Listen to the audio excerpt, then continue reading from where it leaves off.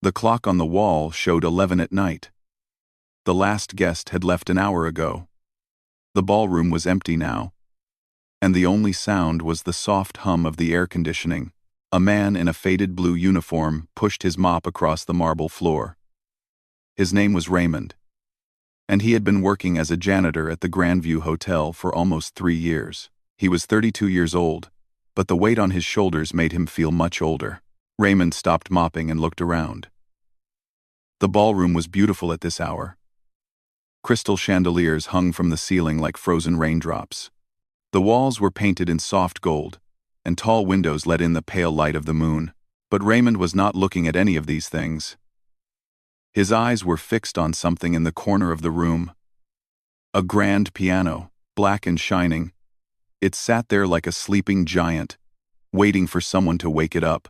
He looked at the door, then back at the piano. His heart began to beat a little faster. Every night, after finishing his work, Raymond would stand here and stare at that piano. Most nights, he would just look at it and walk away. But some nights, when the loneliness became too heavy, he would sit down and play. Tonight was one of those nights. He left his mop against the wall and walked slowly toward the piano.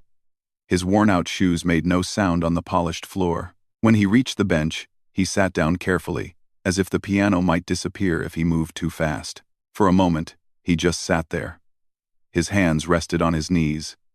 His eyes were closed. Then, slowly, he lifted his fingers and placed them on the keys. The first note filled the empty room like a whisper. Then came another, and another. Soon, a soft melody floated through the air, gentle and sad, like a memory you cannot forget, no matter how hard you try. Raymond had never taken a piano lesson in his life.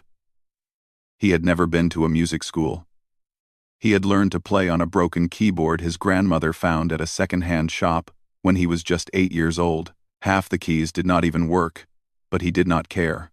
He would sit for hours, figuring out songs by ear, teaching himself note by note. His grandmother used to say he had a gift. She said music lived inside him the way blood lived inside his veins. She believed one day the whole world would hear him play. But the world had other plans. When Raymond was 17, his grandmother passed away. She left behind nothing but that old keyboard and a small apartment filled with memories. His mother, who had been sick for years, became his responsibility. There was no money for college, no money for dreams, only bills, medicine, and the never-ending fight to survive. So Raymond worked. He worked at grocery stores, construction sites, and fast food restaurants. He did whatever it took to keep his mother alive and the lights on. Music became something he only touched late at night, when the world was asleep and no one could hear. And now here he was, a janitor in a fancy hotel, playing a piano that cost more than everything he owned. The melody shifted. It became deeper, more powerful.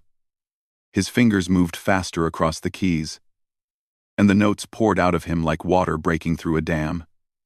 He was no longer in the ballroom. He was somewhere else, somewhere the pain could not reach him. He did not notice the man standing in the doorway. Mr. Chen, the hotel manager, had been walking to his office when he heard the music. At first, he thought someone had left a radio on. But as he got closer, he realized this was not a recording. This was real. Someone was playing. He followed the sound to the ballroom and stopped at the door. What he saw made him hold his breath.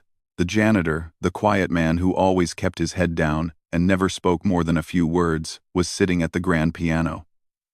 And he was playing like his life depended on it. Mr. Chen did not move. He did not make a sound. He just stood there, listening. The music was unlike anything he had heard in a long time. It was raw and honest. It carried pain, but also hope. It told a story without using any words. When the last note finally faded, the silence felt almost sacred.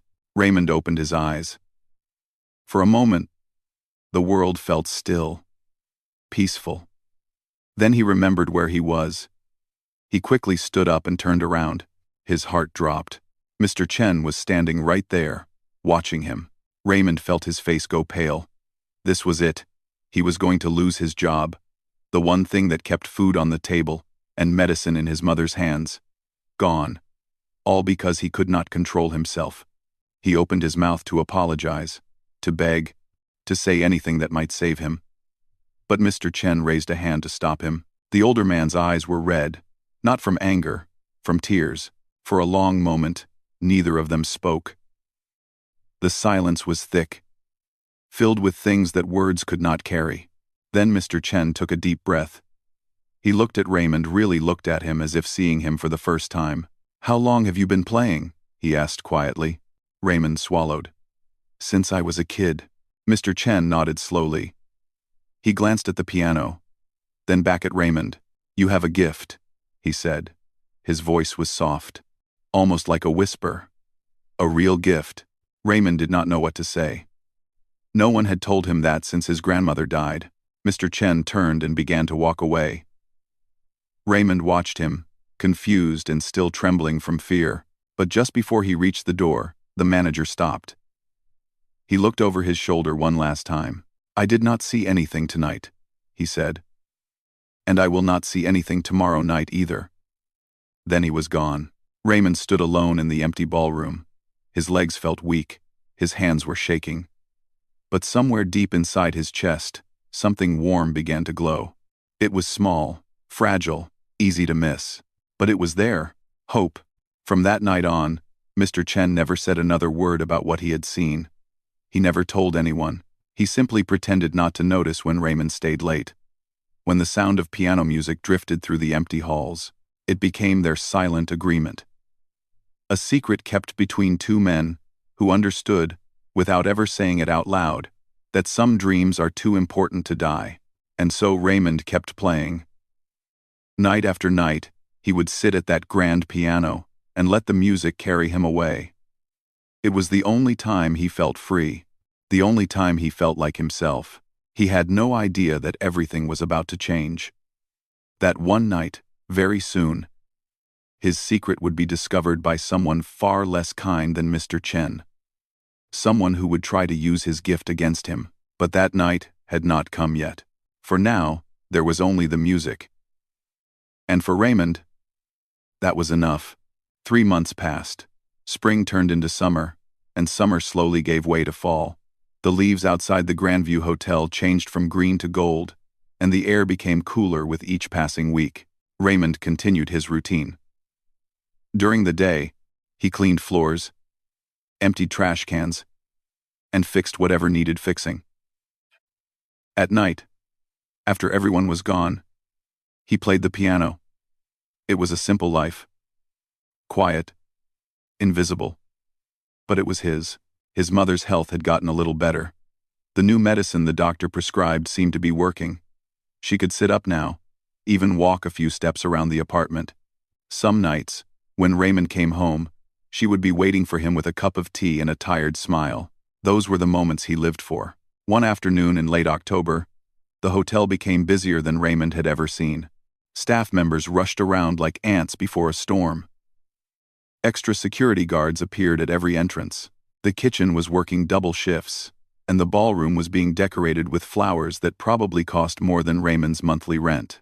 He found out from one of the other workers that the hotel was hosting its biggest event of the year, the annual charity gala. It was a night where the richest people in the city came together to donate money, show off their expensive clothes, and pretend to care about causes they would forget by morning.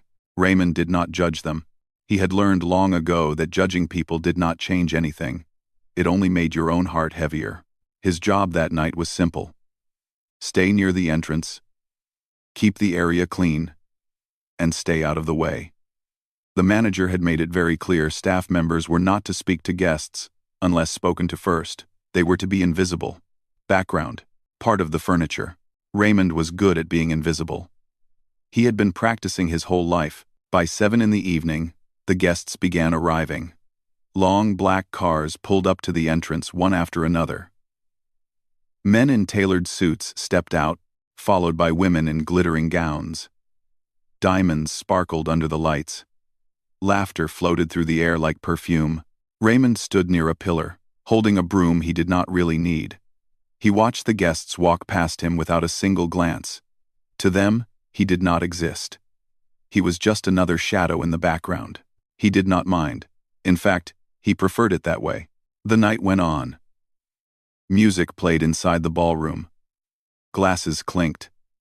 Important people made important speeches about helping the less fortunate, while waiters in white gloves served champagne that cost more than a week's groceries. Raymond stayed at his post, quiet and still. That was when he saw the boy. He was about 7 years old, maybe 8.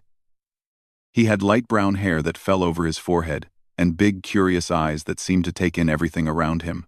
He was dressed in a tiny suit that looked uncomfortable, and he kept tugging at his collar like it was choking him. The boy was walking away from a woman who was busy talking to a group of guests. She did not notice him leave. Neither did the nanny who was supposed to be watching him. She was too busy checking her phone. The boy wandered through the crowd, looking lost and a little bored. He stopped near a large painting on the wall and stared at it for a while. Then he moved on, touching the velvet curtains, looking at the chandeliers, exploring the world the way only children can. Eventually, he ended up near the pillar where Raymond was standing. At first, the boy just stood there, looking at Raymond with open curiosity. Most adults would have looked away or pretended not to see a janitor. But children are different. They do not yet know the invisible walls that grown-ups build between themselves and others. "Hi," the boy said. Raymond hesitated. He remembered the manager's warning. Do not speak to guests.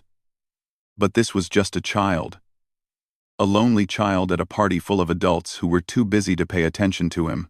"Hello," Raymond said quietly. The boy smiled.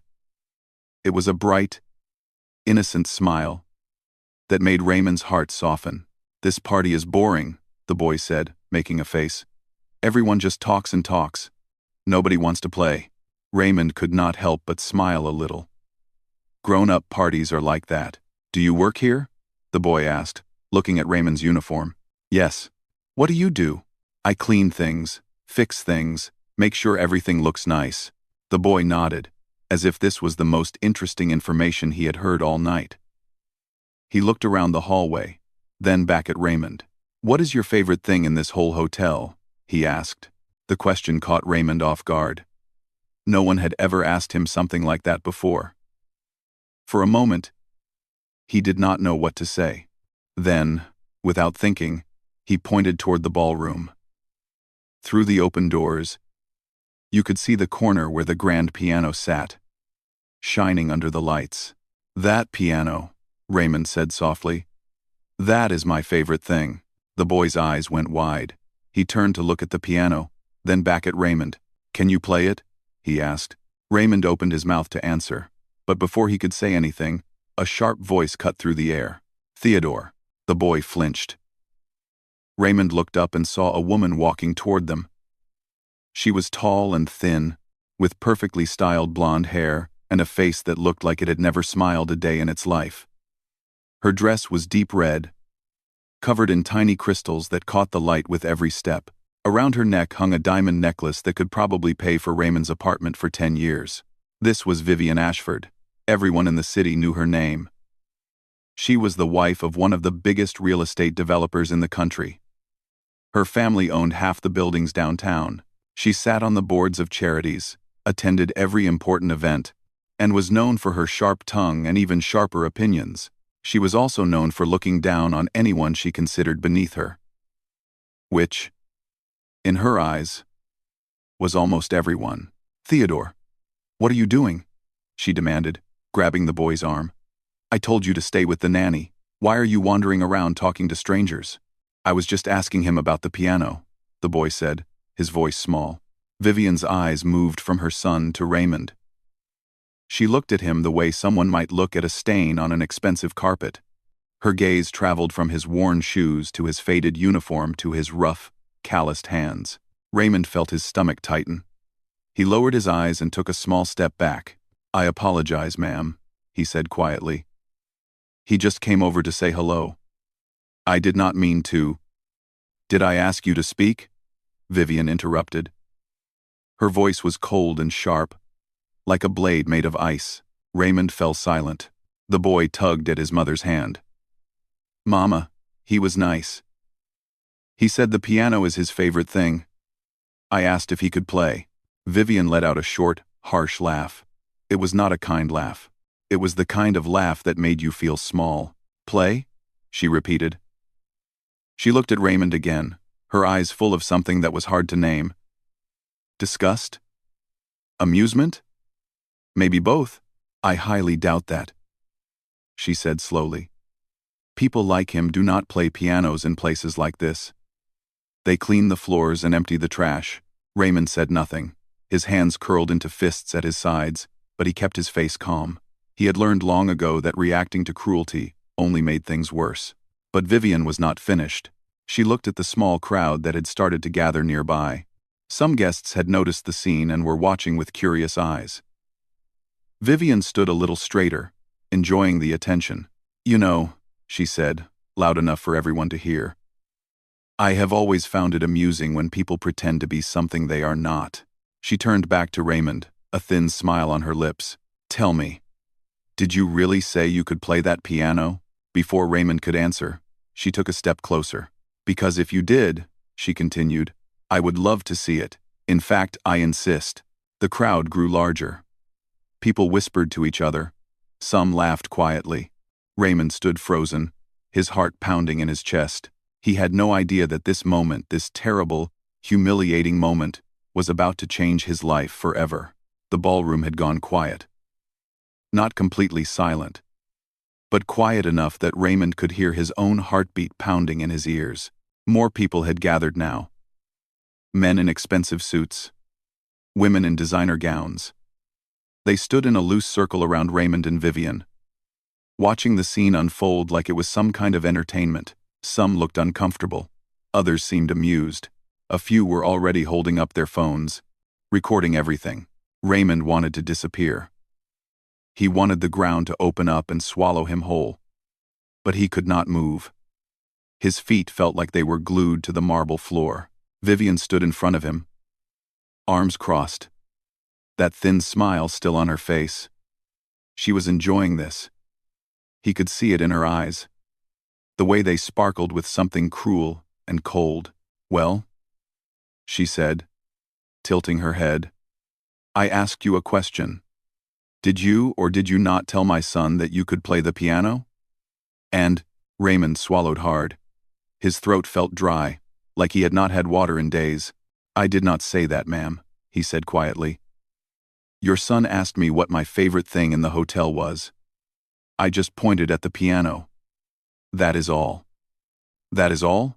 Vivian repeated, raising an eyebrow. She turned to the crowd with a dramatic sigh. You see, this is the problem with people like him. They cannot even be honest. First, they fill a child's head with nonsense. Then they deny it when caught. A few people in the crowd chuckled. Others shifted uncomfortably. Raymond felt heat rising to his face. It was not anger. It was shame. Deep, burning shame that spread through his chest like fire. He had done nothing wrong. He knew that. But standing here, surrounded by people who had more money in their pockets than he would earn in a lifetime, he felt like a criminal, like he had committed some unforgivable crime just by existing in their space. The little boy, Theodore, was still standing nearby. His nanny had finally appeared and was trying to pull him away, but he would not move. He kept looking at Raymond with wide, worried eyes. Mama, please, the boy said softly. He was just being nice. Quiet, Theodore, Vivian snapped without looking at him. Adults are talking. The boy flinched but did not leave. He stayed right there, watching. Vivian turned back to Raymond. She took a slow step toward him, her heels clicking on the floor like a countdown. You know what I think? She said, loud enough for everyone to hear. I think you were trying to impress my son. I think you wanted him to believe you were something special, something more than a man who mops floors for a living. She paused, letting the words sink in. But here is the truth, she continued. You are not special. You are a janitor. You clean up after people like us. That is your place in the world. And pretending otherwise is not just sad, it is pathetic. The word hit Raymond like a punch to the stomach. Pathetic. He had been called many things in his life. Poor, unlucky, invisible. But pathetic? That was a new one. He thought about his mother at home, waiting for him. He thought about his grandmother, who had believed in him until her last breath. He thought about all the nights he had spent playing that piano in the empty ballroom, pouring his heart into music that no one would ever hear. Was that pathetic? Was dreaming pathetic? He did not know anymore. A man in a gray suit stepped forward from the crowd. He was older, maybe 60, with silver hair and kind eyes. He looked uncomfortable with what was happening. "Vivian," he said gently, "perhaps we should let this go. The man has apologized. There is no need to." "No need?" Vivian cut him off with a sharp laugh. "Harold, this is exactly the kind of thing we should not let go. People need to know their place. If we let them forget, they start getting ideas. They start thinking they are equal to us." The man called Harold frowned but said nothing more. He stepped back into the crowd, shaking his head. Vivian smiled, satisfied. She turned back to Raymond one last time. "Here is what I think," she said slowly. "I think you are a liar. I think you have never touched a piano in your life. But I am a fair woman. I believe in giving people a chance to prove themselves." End quote. I think you have never touched to prove themselves. I think you have never touched a piano. I think you have never touched a piano in your life. I think you are a liar. She gestured toward the grand piano in the corner of the ballroom. "So go ahead," she said. "Play something. Show all of us what you can do." The crowd murmured. Some people laughed. Others whispered to each other, eager to see what would happen next. Raymond stared at the piano. It sat there under the soft lights, beautiful and silent, waiting. His mind raced. If he walked away now, he would prove Vivian right. He would be the pathetic janitor who lied to impress a child. The story would spread. People would laugh about it for weeks. He might even lose his job. But if he played, everything would change. His secret would be out. Everyone would know. And what if he messed up? What if his hands shook too much? What if the fear swallowed him whole and he could not play a single note? He did not know what to do. His mind was screaming at him to run, to apologize again, to disappear into the shadows where he belonged. But then he heard a small voice. "You can do it." Raymond looked down. Theodore had broken free from his nanny and was standing just a few feet away. His little face was serious, but his eyes were full of something that made Raymond's heart ache. Belief. This child, who had no reason to trust him, who barely knew him, believed in him. When was the last time someone had looked at Raymond like that? He thought of his grandmother, the way she used to sit beside him while he played that broken keyboard in their tiny apartment, the way she would close her eyes and smile, like the music was taking her somewhere far away. "You have a gift," she used to say. "One day, the whole world will hear you play." Raymond had given up on that dream a long time ago. He had buried it deep inside himself, along with all the other things that hurt too much to remember. But standing here now, looking at this little boy who still believed in him, something shifted inside his chest. Maybe his grandmother was right. Maybe the gift was still there, waiting. Maybe this was the moment it had been waiting for. Raymond took a deep breath. He looked at Vivian, whose smile had grown even wider. She thought she had already won. She thought he was going to crumble. She was wrong. Without a word, Raymond began to walk toward the piano. The crowd parted to let him through. Whispers followed him like shadows. He could feel their eyes on his back, judging, mocking, waiting for him to fail. He did not care. He did not care. He reached the piano and stood beside it for a moment. He ran his fingers along the smooth, polished surface.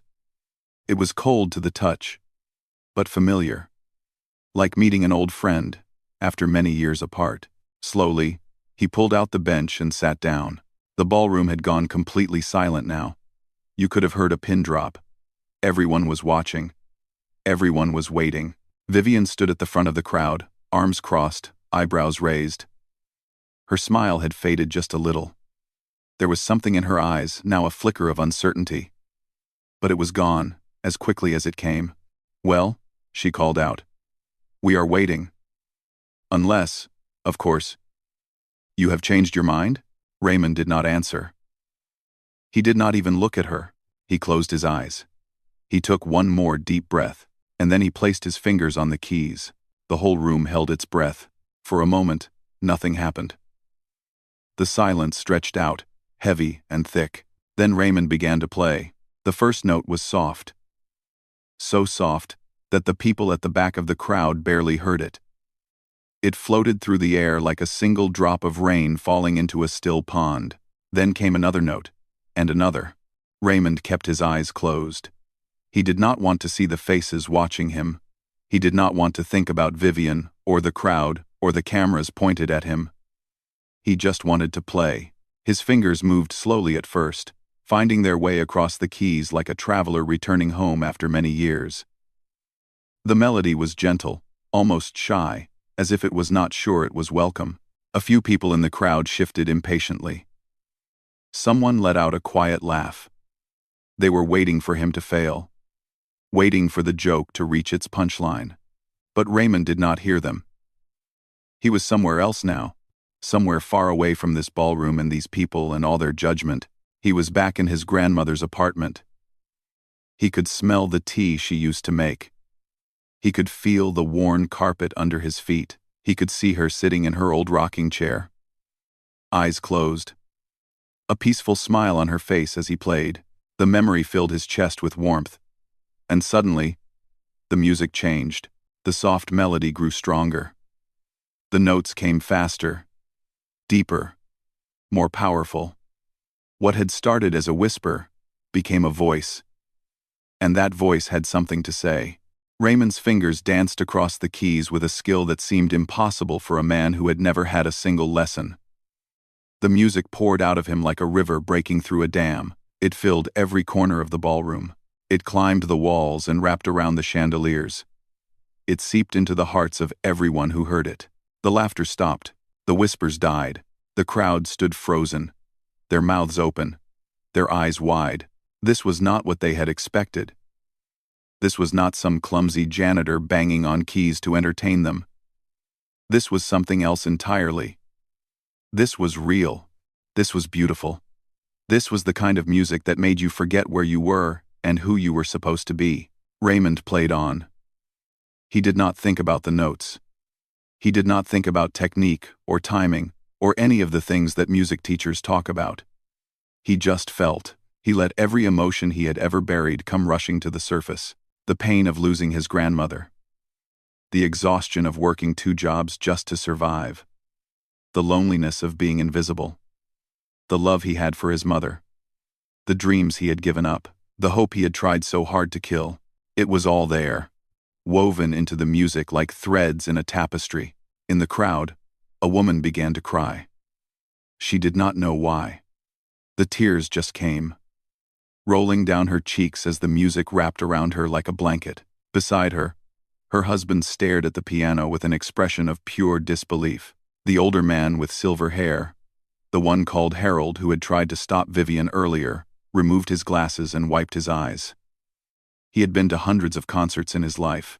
He had heard the greatest pianists in the world perform in the finest halls. But this was different. This was not just skill. This was soul. And then there was Vivian.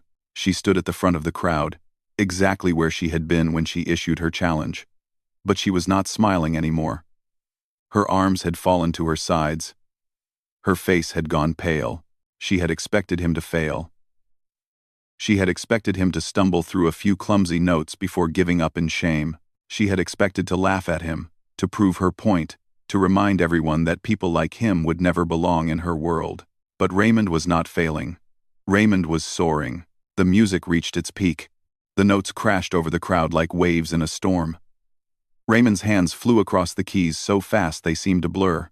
His whole body moved with the rhythm, swaying back and forth as if the music had taken control of him completely. And then, just when it seemed like the intensity could not possibly grow anymore, something shifted. The storm began to calm. The crashing waves became gentle ripples. The powerful chords softened into something tender and fragile. Raymond was playing the final part of the piece now. It was slow and sad, but also somehow hopeful. It was the sound of someone who had been through darkness and found a small light on the other side. The last few notes hung in the air like stars fading at dawn. Each one was softer than the one before. Each one felt like a goodbye. And then, silence. Raymond's hands rested on the keys. He did not move. He did not open his eyes. For a moment, he was not even sure if he was still breathing. The ballroom was completely still. No one spoke, no one moved. It was as if time itself had stopped. Then, from somewhere in the back of the crowd, someone began to clap.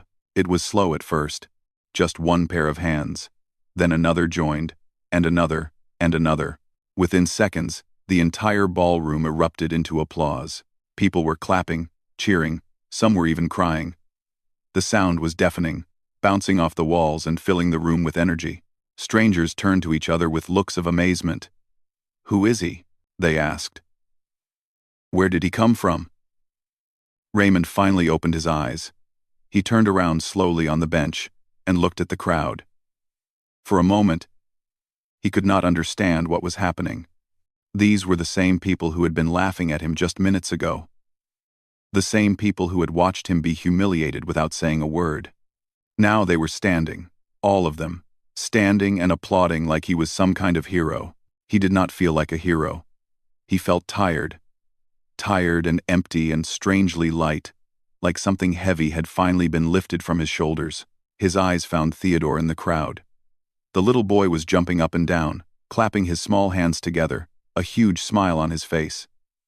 When their eyes met, Theodore gave him a thumbs up. Raymond could not help but smile back. Then he saw Vivian. She was still standing in the same spot, but she looked different now. Smaller, somehow. The confidence that had seemed so unshakable was gone. In its place was something Raymond had never expected to see on her face. Shame.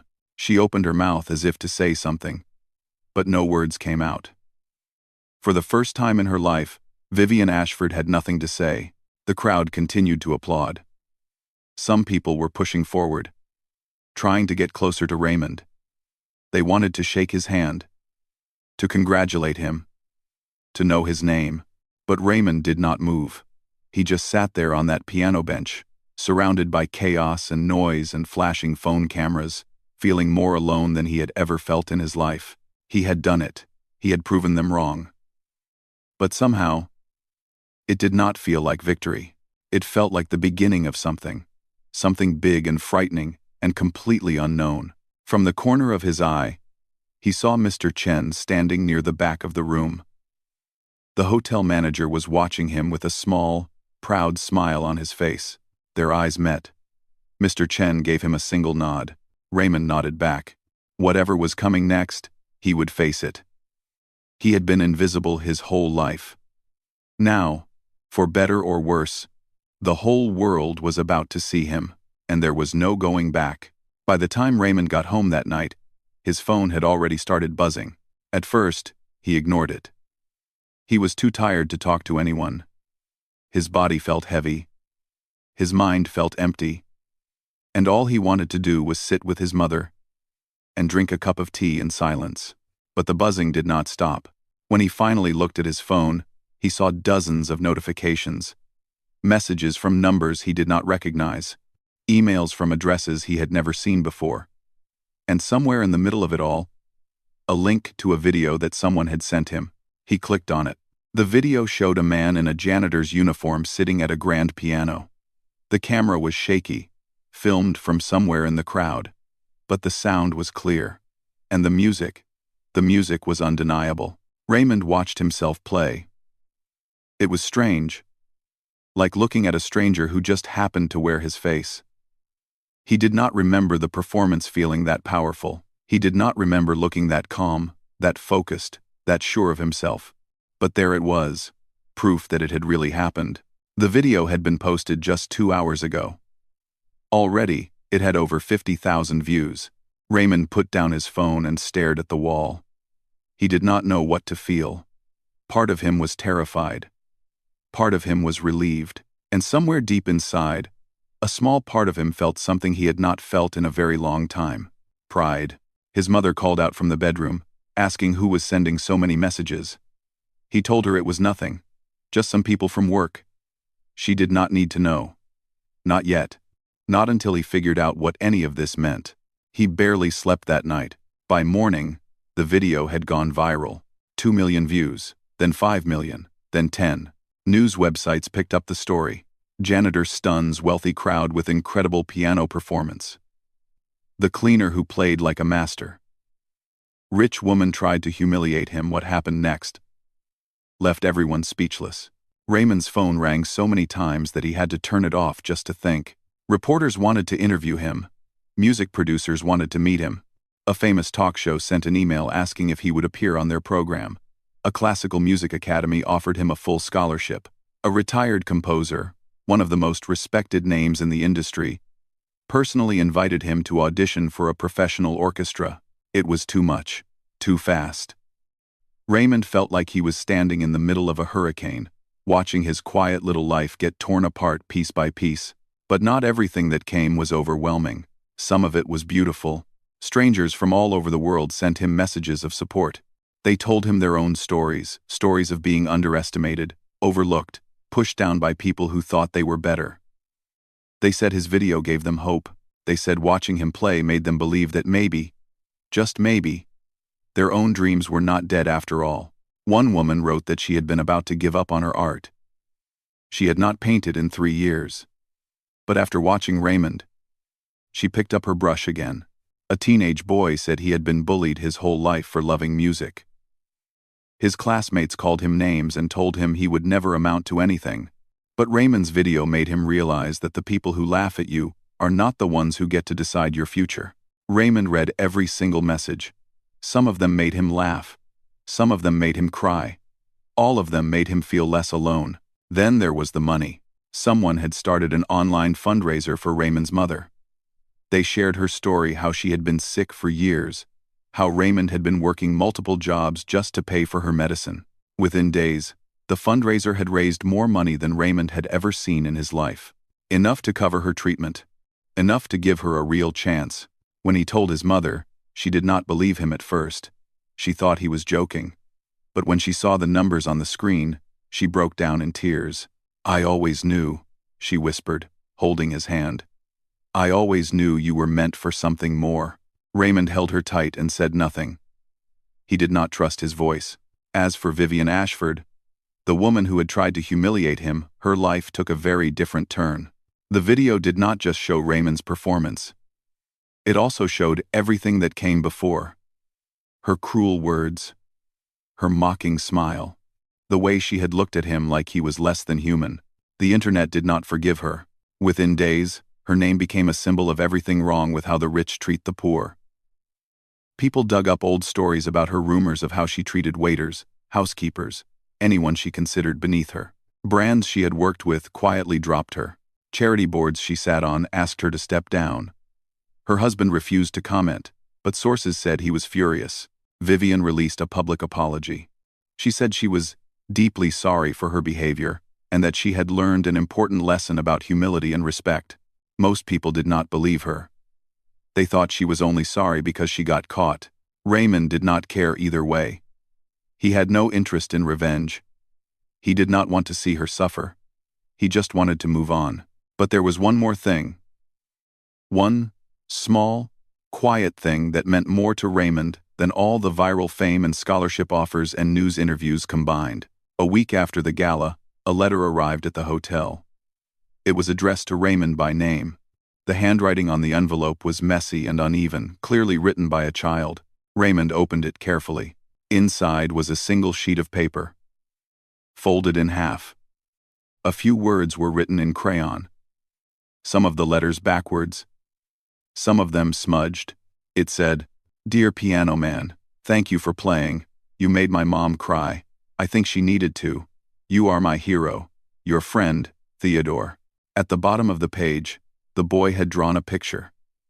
It showed a stick figure sitting at a big black piano, with musical notes floating all around him. Next to the piano stood a smaller stick figure with a big smile. Raymond stared at the letter for a long time. His vision blurred. A tear rolled down his cheek and landed on the paper, smudging one of the crayon notes. He thought about everything that had happened. The years of struggle, The nights of loneliness. The dreams he had buried so deep he forgot they existed. And then he thought about that little boy. The one who had wandered over to him at a boring party and asked a simple question. The one who had looked at him and seen something worth believing in. Sometimes, that is all it takes. One person. One moment. One small act of belief that changes everything. Raymond carefully folded the letter and put it back in the envelope. He would frame it later. He would hang it somewhere he could see it every day, a reminder that the people who try to silence you are not the ones who get to write your story. You are. He looked out the window at the city below. Somewhere out there, a new life was waiting for him. A life he had never dared to imagine. He did not know what would happen next. He did not know if he was ready. But for the first time in as long as he could remember, Raymond was not afraid. He was ready to be seen.